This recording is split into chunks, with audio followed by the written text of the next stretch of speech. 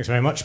Peter Finney from CSPP, although I'm going to have my former psephologist hat on for this. I'm not sure you stopped being a psephologist. I'm just interested, setting aside the fact that there's an absolute majority now for a particular party in the Scottish Parliament, I'm interested in what has happened within some of the conurbations within Scotland in this election, because previously there were strong Labour fiefdoms in some cities. They have now been swept away, and I wonder what, bearing in mind, of course, that we've got urban regeneration, a need to speed up the economy, to improve gross domestic product. I'm wondering what the panelists think is likely to happen in the way of urban regeneration and improvement of business, and is that then likely to have an adverse impact on the environment?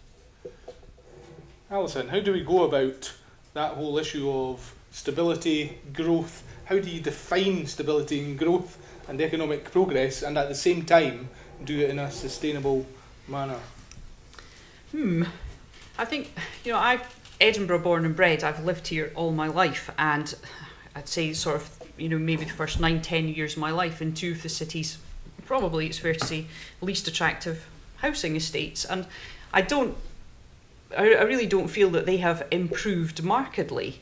And, maybe for those reasons we're seeing this change in voting patterns. And I do hope that, that kind of area does have a chance to bloom and blossom, but taking into account the wishes of the local people. I think that's vitally, vitally important.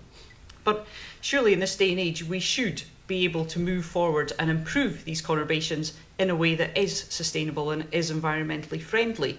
I was at a presentation this week on the new James Gillespie's High School. I don't know, those of you know, it's in Marchmont, which is a very well-known tenemental area in Edinburgh. And there were real concerns there, because even with that new build and all the opportunities that brings, we're not going to have an excellent BREEAM rating. It's not going to be as sustainable as it could be. And I think that's really sad. They're doing pretty well, and I think they might manage to get to very good, but I think we should really set ourselves the highest standards possible, and we should be looking at making sure that all of our suburbs, inner city spaces and so on have access to green space, that we're in within walking distance of local shops, local health centres, all the services that mean we don't have to resort to this sort of car-driven model, which is totally unsustainable. So this is really down to Marco's SNP government to take things forward in a sustainable way. And I think to do that, they are going to have to engage with a wide body of people. Marco, what part of the SNP attack on Labour was what you saw as the failure of Labour's record in towns and town centres and in the urban core, if you like. And that's translated into success in terms of how the map now looks.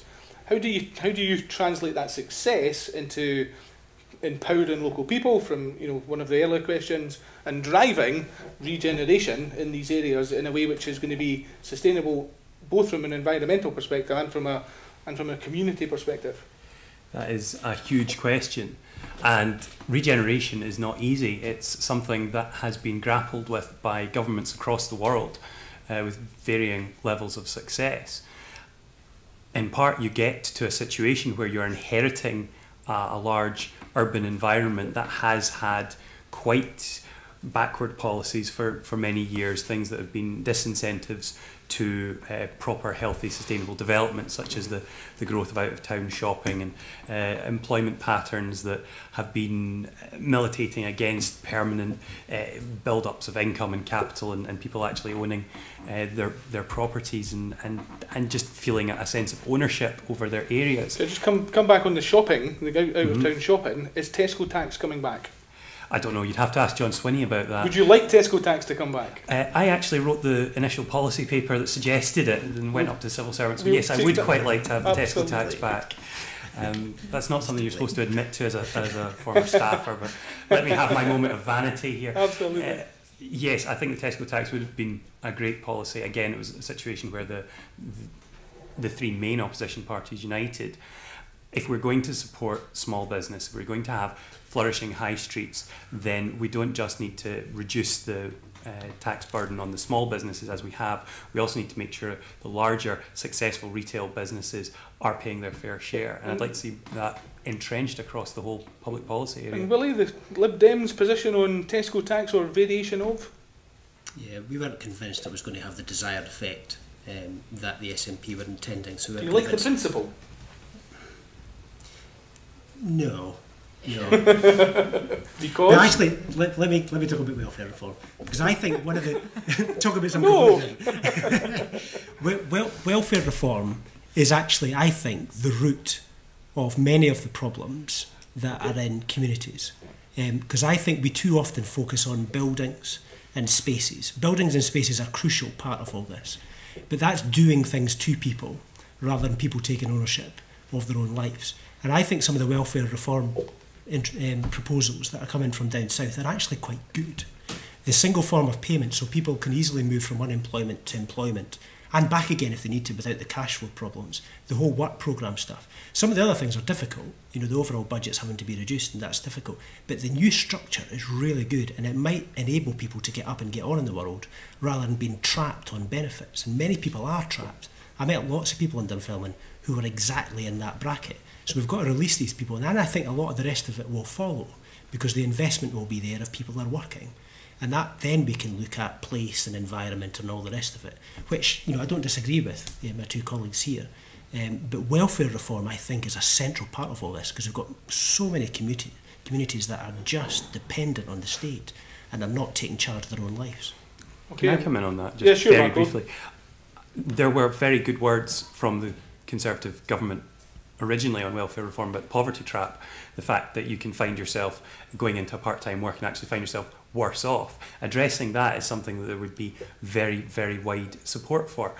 On the other hand, what we've seen is more of a pandering to an attitude that vilifies people that claim benefits, and that is never going to inspire the kind of ground-up movement that we need if we are to encourage these communities to take the future into their own hands and actually participate in regeneration. Willie, you're nodding your head. A third of the working population in Glasgow are on some form of benefit. Yeah. How do we change that?